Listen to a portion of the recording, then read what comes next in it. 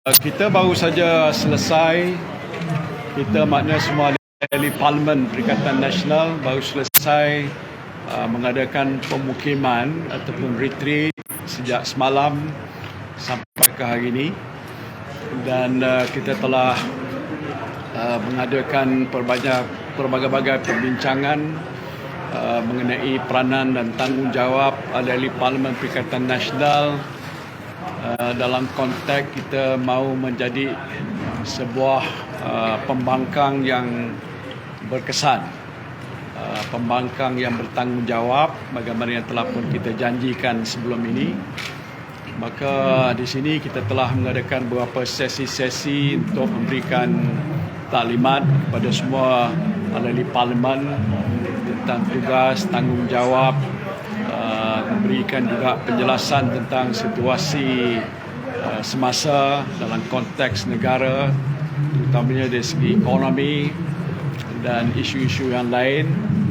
Kita juga telah memberikan penjelasan tentang masalah geopolitik global dan bagaimana kesannya kepada negara kita, supaya ahli Parlimen Perikatan Nasional ini bukan terbatas mengetahui masalah-masalah lokal, tempatan ataupun masalah-masalah dalam negara saja, tapi lebih juga di peringkat antarabangsa. Dalam perbincangan itu antara lain ialah untuk kita menegahkan semula bukan saja peranan mereka, tetapi kepakaran dan kemahiran ahli parlimen kita yang agak ramai, 74 bilangannya, yang saya melihat mempunyai latar belakang yang cukup berkelayakan, baik lulusan akademik, pengalaman, termasuk pengalaman dalam kerajaan sebagai menteri, timbal menteri dan sebagainya. Oleh sebab itu, Majlis Tertinggi Perikatan Nasional dalam mesyuarat yang lepas telah pun bersetuju cadangan daripada Sekretariat Ahli Parlimen yang diketuai oleh Datuk Hamzah, Ketua Pembangkang, untuk membentuk jawatan kuasa portfolio, di mana ahli-ahli parlimen kita yang agak berkemahiran, yang ada latar belakang lalu pengalaman dalam kerajaan, mengetuainya bersama-sama dengan beberapa ahli parlimen yang lain yang berminat dalam bidang-bidang, sebagai contoh bidang ekonomi ataupun bidang pertanian, bidang alam sekitar, bidang pendidikan.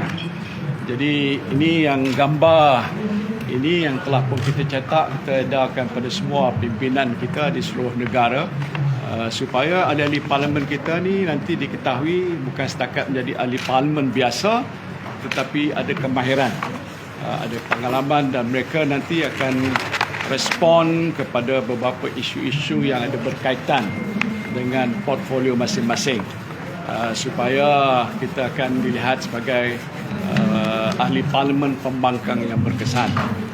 Demikian juga kerana Perikatan Nasional ini agak relatif baru, orang nak bertanya apakah DNA Perikatan Nasional.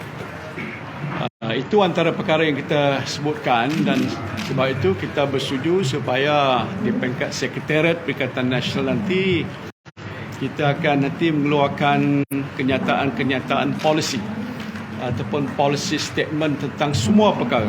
Kalau ekonomi, apa pendirian dan dasar kita, kalau pendidikan, kalau alam sekitar, antarabangsa dan sebagainya, ataupun pertahanan, ataupun bidang keselamatan dalam negara dan sebagainya, itu kita akan bentangkan supaya rakyat akan tahu what do we present ourselves to be, dan dilihat kita sudah pun bersedia untuk memikul amanah yang lebih besar dalam rakyat memberikan kita mandat untuk mentadbirkan negara. Ya, itu telah kita putuskan. Dan antara perkara yang induk yang kita setuju ialah untuk kita mewar-warkan secara berterusan apa yang kita telah putuskan oleh parti dan sebenarnya kerajaan sebelum ini, iaitu dasar kemakmuran bersama ataupun Shared Prosperity Policy, yang sebenarnya telah pun dibentangkan oleh kerajaan terdahulu, yang mana bila mana kita membentangkan rancangan Malaysia ke-12 terasnya ialah dasar dan wawasan kemakmuran bersama. Shared prosperity di mana dia melampaui batas kaum ataupun ras.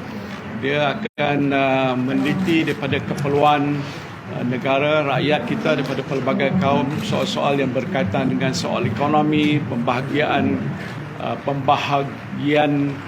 kekayaan ataupun dan sebagainya. Ini telah pun kita putuskan sejak dulu dan hari ini kita ulang semula. Kita nak jadikan dia sebagai dasar dan teras dasar pembangunan negara pada masa akan datang. Jadi itu kita telah putuskan pada hari ini. Kita juga, ini mungkin Datuk Hamzah boleh sambung, telah menubuhkan Sekretariat Ahli-Ahli Parlimen Perikatan Nasional. Ada tempat di mana mereka akan gunakan, di mana ada tim penyelidik, pakar-pakar yang boleh membantu mereka menambah lagi ilmu dan pengetahuan mereka dalam bidang masing-masing. Jadi bermakna bahawa walaupun dia ahli parlimen biasa, tapi tugas dan tanggungjawab dia untuk melihat dan membantu negara menyelesaikan isu masalah itu akan dipikul oleh ahli-ahli parlimen kita.